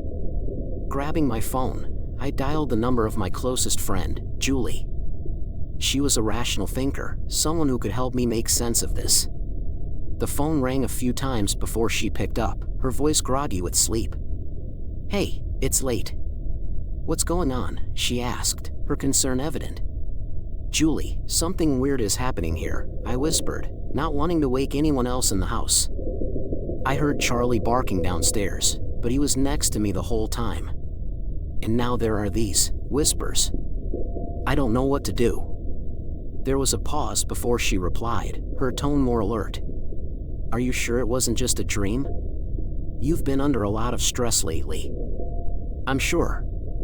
The whispers, the cold breeze, a muddy footprint that couldn't have been Charlie's. It all felt so real, I insisted, my voice shaking. Okay. Stay calm. I'm coming over." "Just sit tight and try to stay in the light," Julie said, her voice steadying me somewhat. I thanked her and ended the call, then sank down onto the bed, pulling Charlie close. His warmth was comforting, but my mind kept replaying the events of the night. I glanced at the clock, it was just past 3 a.m. Julie would be here soon, I told myself. Just hold on. Minutes felt like hours as I waited. Every creak of the house, every shift in the shadows, set my nerves on edge. Finally, I heard the sound of a car pulling up and the front door opening. I rushed downstairs to let Julie in, Charlie trotting behind me. Julie stepped inside, her face pale in the dim light of the hallway. "Show me," she said simply. I led her back upstairs, explaining everything again as we walked. When we reached my bedroom, I pointed to the muddy footprint, still stark against the carpet. Julie crouched down, examining it closely. "You're right. This doesn't make any sense," she muttered, standing up and brushing off her hands. "But we need more than a footprint to figure this out. Let's look around." We searched the entire house, top to bottom, but found nothing unusual. No more footprints, no open windows, no signs of anyone else being there. Frustration and fear gnawed at me, but Julie remained calm, determined to find an explanation. As we stood in the living room, debating our next move, the whispering returned. Louder this time, more distinct. Julie's eyes widened as she heard it too, and she grabbed my arm. "Do you hear that?" she whispered. "Yes," I breathed, terror gripping me anew. The whispers seemed to be converging, coming from all directions, surrounding us in a suffocating cacophony. I looked at Julie, her face mirroring my fear, and realized that we were no longer alone in the house. The whispers grew louder, their indistinct words swirling around us like a dark mist. Julie and I stood rooted in place, unable to move as the eerie sounds enveloped us. Charlie growled low in his throat, his hackles raised. The shadows in the room seemed to deepen, taking on ominous shapes that flickered just out of the corner of our eyes. "What do we do?" I asked, my voice barely audible over the cacophony. "We need to find the source," Julie replied, her eyes scanning the room. "There must be something here, something we're missing." I nodded, trying to muster the courage to move. Together, we began a methodical search of the living room, checking every nook and cranny. The whispers ebbed and flowed, sometimes almost fading away, only to surge back with renewed intensity. It felt as if the house itself was alive, breathing, watching. Suddenly, Charlie bolted towards the fireplace, barking furiously. We rushed over to see what had caught his attention. There, behind a loose brick, was a hidden compartment. My hands trembled as I pried the brick away, revealing a small, dusty box inside. "Open it," Julie urged, her voice tight with anticipation. I took a deep breath and lifted the lid.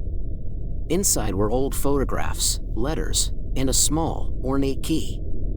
The photographs were of a family, a man, a woman, and a young boy, all smiling and happy. But the letters told a different story, one of tragedy and loss.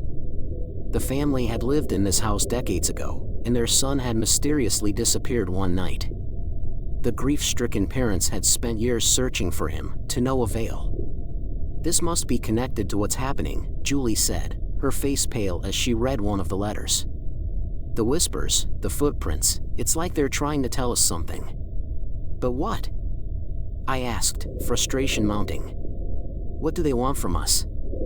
Just then, the whispers coalesced into a single, chilling voice that filled the room. "Find him," it said, the words dripping with sorrow and desperation. "He's still here." Julie and I exchanged a horrified glance. "The boy," she whispered. "He's still here, somewhere in this house." "But how?" "It's been decades," I replied, my mind struggling to comprehend. "He'd be not alive," Julie finished for me, her eyes wide with realization. "But his spirit, his presence. That's what we're feeling." We stood there, grappling with the enormity of what we had discovered. The whispers had stopped, as if waiting for us to take action. The small key in the box seemed to glow with a faint, otherworldly light, drawing our attention. "It must open something important," I said, picking it up. "But what?" Charlie barked again, this time at the old grandfather clock in the corner of the room. I approached it cautiously, key in hand. There was a small, almost hidden keyhole on the side. My hand shook as I inserted the key and turned it. With a soft click, a panel on the clock slid open, revealing a narrow, dark staircase descending into the basement. The air that wafted up was musty and cold, sending a shiver down my spine. The whispers returned, now seeming to guide us, urging us down the steps. "We have to go down there," Julie said, her voice trembling but resolute. "We have to find him." I nodded, steeling myself for whatever lay ahead. Together, we descended the stairs, each step taking us deeper into the unknown. The whispers grew louder, more insistent, as if urging us to hurry. At the bottom of the stairs, we found ourselves in a small, dimly lit room. In the center was an old, wooden chest, covered in dust and cobwebs.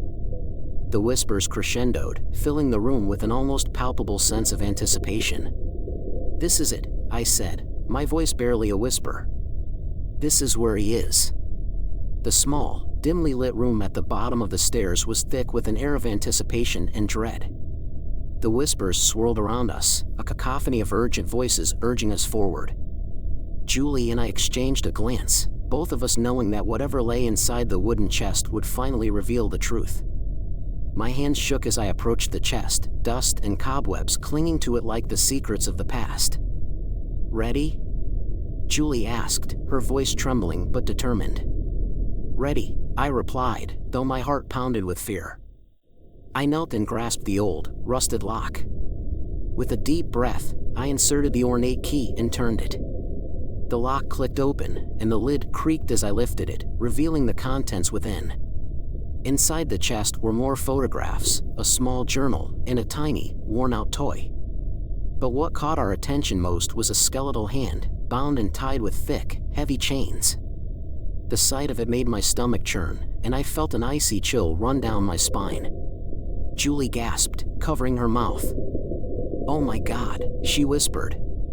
"It's him." The whispers intensified, a mournful wail that echoed through the room. It felt as though the very walls were crying out, begging for release. I reached out, my fingers brushing against the skeletal hand, feeling the cold, unyielding bones beneath my touch. "We have to free him," I said, my voice barely audible over the din of the whispers. "This is what he's been waiting for." Together, Julie and I worked to remove the chains, each link heavy with the weight of decades of sorrow and suffering.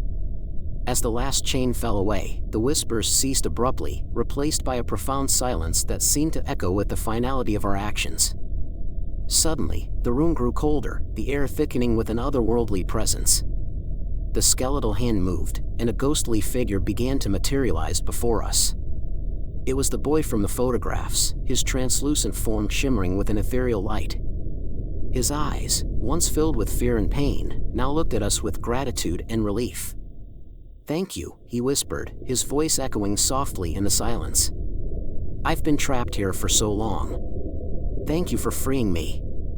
Tears welled up in my eyes as I watched him, my heart aching for the years of torment he had endured. "We're so sorry," I said, my voice breaking. "We didn't know." The boy smiled, a serene, almost peaceful expression. "It's not your fault. I can finally rest now." With those words, his form began to fade, dissolving into the air like mist in the morning sun. The room brightened, the oppressive darkness lifting as his spirit found peace at last. Julie and I stood there, overwhelmed by what we had just witnessed. The house, once filled with whispers and shadows, now felt lighter, as if a great burden had been lifted. We knew that the boy's spirit was finally at rest, free from the chains that had bound him for so long. As we made our way back upstairs, I couldn't shake the feeling that we had not only freed the boy but also healed a wound in the house itself. Charlie trotted beside us, his tail wagging as if sensing the change. Just as we reached the top of the stairs, a sudden, deafening crash echoed from behind us. We spun around to see the grandfather clock splintering into pieces, the walls trembling violently. A cold, malevolent presence filled the air, much stronger and darker than before. The whispers returned, no longer mournful but furious, vengeful. "This isn't over," Julie said, her voice barely audible over the roar. "We've only just begun to uncover the truth." Story 7. The Countdown. The first time I saw him, I thought it was a dream. It was a humid summer night, and I had left the window open to let in the breeze. The moonlight cast eerie shadows across my room, making everything look distorted and menacing.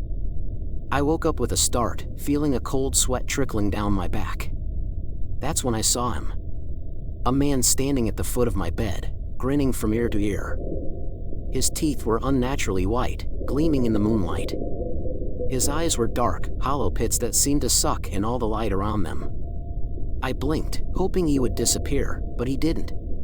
Instead, he started counting down. 10, he said, his voice a raspy whisper that sent chills down my spine. I was frozen in place, unable to move or even scream. 9, he continued, his grin widening. My heart pounded in my chest as I tried to rationalize what I was seeing. It had to be a dream, I told myself. But it felt too real, too vivid. As he counted down, I could feel a growing sense of dread. 8. I wanted to shout, to call for help, but no sound came out. 7. My body was paralyzed, held captive by some unseen force. 6. The room seemed to grow colder, the air thickening with an oppressive weight. 5. I squeezed my eyes shut, praying that when I opened them, he would be gone. 4. I dared to peek, hoping against hope, but he was still there, his grin never faltering. 3. I could barely breathe, the terror gripping me like a vice. 2. My vision started to blur, darkness creeping in at the edges. 1. I felt a sudden, sharp pain in my chest, as if a cold hand had reached in and squeezed my heart. Then everything went black. I woke up the next morning, gasping for air. The man was gone, but the memory of his grin and his countdown lingered. I tried to brush it off as a nightmare, a trick of my mind. But deep down, I knew it was more than that. The terror I had felt was too real, too visceral. I couldn't shake the feeling that he would come back. Days turned into weeks, and I did my best to forget about the grinning man. But every night, as I lay in bed, I would glance toward the foot of my bed, half expecting to see him standing there. Sleep became elusive, and I grew paranoid, jumping at every little sound. My friends noticed the change in me, but I couldn't bring myself to tell them what I had seen. They would think I was crazy. One night, I decided to take sleeping pills, desperate for a good night's rest. I downed the pills with a glass of water and crawled into bed, praying for dreamless sleep. But as I drifted off, I heard a familiar whisper. 10. My eyes snapped open, and there he was, grinning at me. 9. Hey, subscribe for more scary stories. My heart thudded violently against my ribcage as I scrambled to the edge of the bed, attempting to escape the grinning man's countdown. 8, he continued, his voice a chilling whisper that seemed to echo through my very bones. My limbs felt like lead, every movement a monumental effort. The room seemed darker, the shadows deeper and more sinister. The oppressive weight of fear pressed down on me, making it hard to breathe. I mustered all the strength I had and bolted upright, fumbling for the light switch beside my bed. 7, he intoned, his grin never wavering. The light flickered on, casting the room in a harsh, artificial glow. But he was still there, standing at the foot of my bed, his eyes boring into mine. I screamed, finally finding my voice, but the sound was swallowed by the oppressive silence of the room. I stumbled out of bed and backed away, my eyes never leaving the grinning man. 6, he said, taking a slow step forward. My back hit the wall, and I felt a cold, creeping terror wash over me. I fumbled for my phone, desperate to call someone, anyone. My fingers were trembling so badly that I could barely dial the number. 5. As the phone rang, I kept my eyes on the man, praying for someone to pick up. Hello, came the groggy voice of my best friend, Jake. Jake, help me. I cried, my voice a high-pitched, frantic whisper. There's someone in my room. 4, the man continued, his grin widening. What? What are you talking about? Jake asked, sounding more awake and concerned. There's a man in my room, and he's counting down, I said, my voice breaking. He's going to kill me, Jake. 3. The air seemed to grow colder, and I could see my breath in the dim light. Stay on the phone, Jake said urgently. I'm coming over right now. Just stay on the phone with me, okay? I nodded, even though he couldn't see me, my eyes locked on the man. 2. I heard Jake's car start in the background, the sound a distant lifeline. He's almost here, I whispered to myself, trying to stay calm. 1. The man's grin seemed to stretch impossibly wide, and his eyes glinted with a malevolent light. I felt a sharp, stabbing pain in my chest again, and I doubled over, gasping for breath. Everything went black once more. I woke up to the sound of Jake pounding on my door. Gasping, I scrambled to my feet, feeling weak and disoriented. I staggered to the door and flung it open, collapsing into Jake's arms. He's here, Jake, I sobbed. He's going to kill me. Jake looked around the room, his expression one of confusion and concern. There's no one here, man, he said gently, leading me back to the bed. It must have been a nightmare. I shook my head vehemently. No, it was real. He's real. And he'll come back. Jake stayed with me that night, and I managed to get some restless sleep. But the memory of the grinning man and his countdown haunted my dreams, and I knew that my ordeal was far from over. Every night, I dreaded the moment I would wake up to find him standing at the foot of my bed once more. And deep down, I feared the day he would reach one again. Jake insisted on staying with me for a few more nights. Though his presence was comforting, the grinning man's image lingered in my mind, unshakable. Each night, I found myself waking up at the same time, my eyes darting to the foot of my bed, expecting to see those dark, hollow eyes and that sinister grin. But for 3 nights, the man didn't appear, and I began to hope that maybe he was gone for good. On the 4th night, Jake decided to head home. You need to try and get back to normal, he said, his eyes filled with concern. Call me if anything happens, okay? I nodded, feeling a pang of fear but knowing he was right. I couldn't let this terror control my life. As he left, I locked the door behind him and took a deep breath, trying to muster the courage to face the night alone.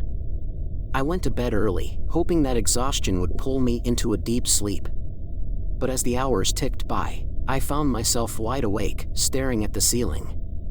Every creak of the house, every whisper of wind outside sent shivers down my spine.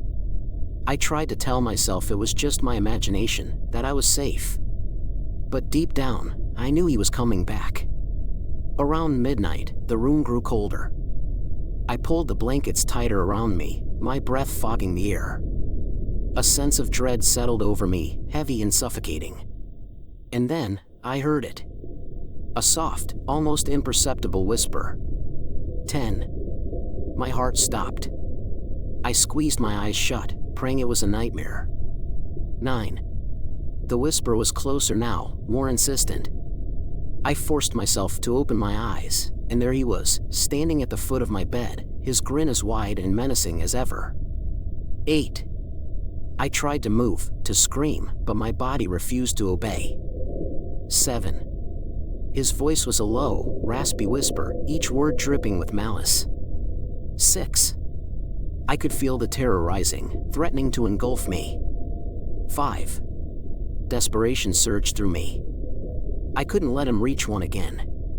Summoning every ounce of willpower, I threw myself out of bed and ran for the door. But as I reached for the handle, it wouldn't budge. 4. I turned to face him, backing away until I hit the wall. 3. His eyes seemed to bore into my soul, and I felt a wave of despair wash over me. 2. I was trapped, helpless. The air grew colder, and I could see dark shapes moving in the corners of the room, silent watchers waiting for the countdown to end. 1. The grinning man took a step closer, and I felt a searing pain in my chest, more intense than before. Darkness started to close in, and I struggled to stay conscious. Just as I was about to succumb to the darkness, a loud crash echoed through the room. The door flew open, and there stood Jake, his face pale and terrified. "Get away from him," he shouted, charging at the grinning man.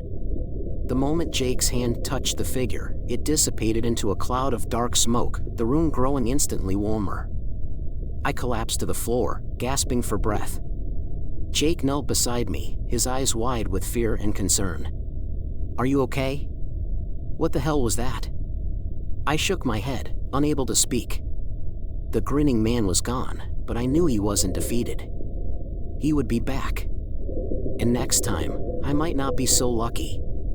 The days following Jake's intervention were a blur of fear and confusion.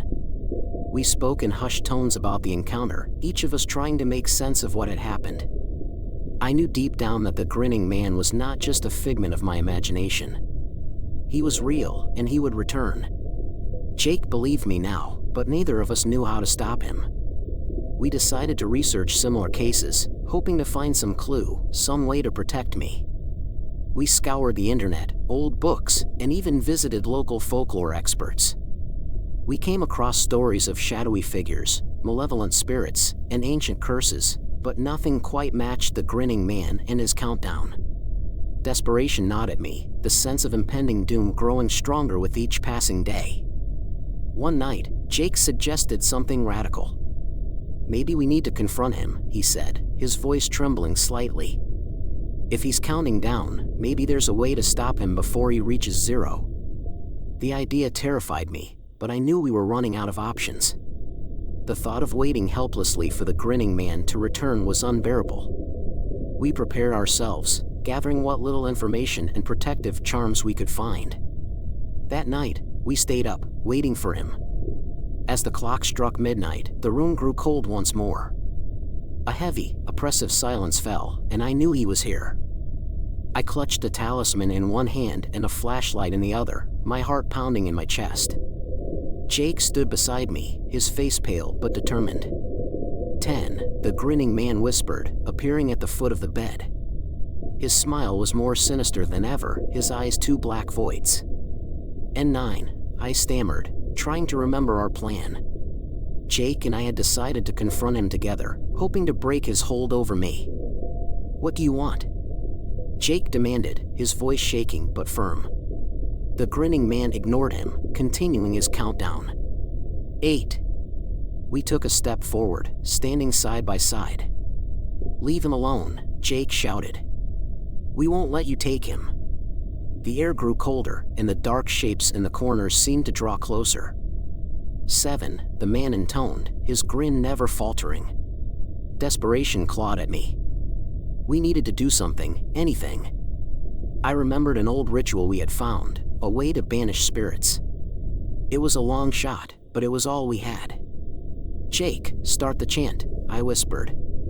Jake nodded and began reciting the words, his voice trembling but clear. "Spirits of the night, we banish thee."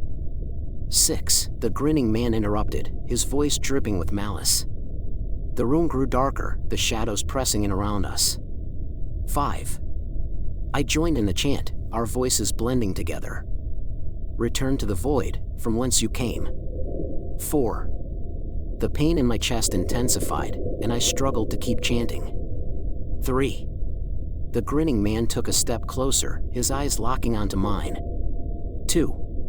The darkness was overwhelming, suffocating. 1.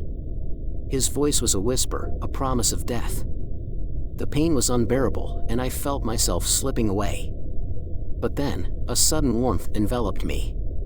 The talisman in my hand glowed brightly, and the grinning man recoiled, his grin faltering. "Now, Jake!" I shouted. We chanted the final words together, our voices rising in unison. "Begone, spirit of darkness. Return to the shadows." The grinning man screamed, a sound that pierced the air and sent shivers down my spine. His form began to dissolve, the darkness retreating. With a final, furious glare, he vanished, the room growing warm and bright once more. I collapsed, exhausted but alive. Jake rushed to my side, his face a mix of relief and fear. "Is it over?" he asked, his voice shaking. I nodded, feeling the weight lifting from my chest. "I think so," I whispered. "For now." But deep down, I knew that the grinning man was not gone forever. He was out there, waiting. And one day, he would return. But next time, we would be ready. The end. Subscribe for more true scary stories. Thanks for watching.